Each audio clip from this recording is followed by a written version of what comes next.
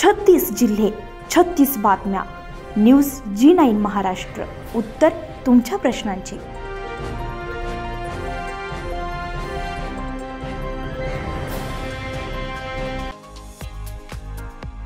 स्वराज्यातील 12 किल्ल्यांचा समावेश युनेस्कोच्या यादीत झाल्यामुळे भारतीय जनता पार्टी बोदवड शहरातील तालुका आणि शहरातील सर्व पदाधिकारी व कार्यकर्ते पेढे वाटप करून फटाके फोडून आनंदोत्सव मोठ्या उत्साहात हा उत्सव साजरा करण्यात आला.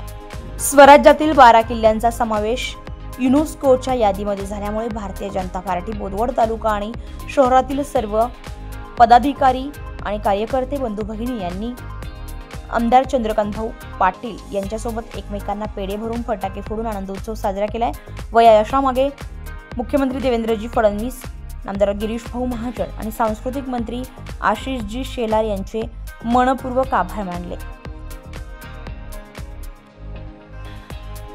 माननीय गिरीश भाऊ आणि आपल्या सगळ्या आदरणीय आमदारांच्या माध्यमातून जो निर्णय घेण्यात आलेला आहे की आपला जो स्वाभिमान आहे, आपली जी अस्मिता आज गड किल्ल्यांमध्ये जिवंत आहे, जे सार्वभौम छत्रपती शिवाजी महाराजांनी 16व्या शतकामध्ये राखलं होतं, जिवंत ठेवलं होतं, आज त्या 12 किल्ल्यांना युनेस्कोच्या यादीमध्ये स्थान मिळालेलं आहे. याचाच अर्थ असा की जागतिक पटलावर या मराठ्यांचं जे एम्पायर आहे ते कुठेतरी आता अधोरेखित झालेलं आहे. आणि याकरताच महायुती म्हणा, बोदवड तालुका म्हणा, भाजपा म्हणा, सेना म्हणा, राष्ट्रवादी म्हणा, किंबहुना एका वाक्यात शिवप्रेमी म्हणा, सगळेजण महाराष्ट्र सरकारचे ऋण व्यक्त करतोय आणि हा आनंदोत्सव साजरा करतोय.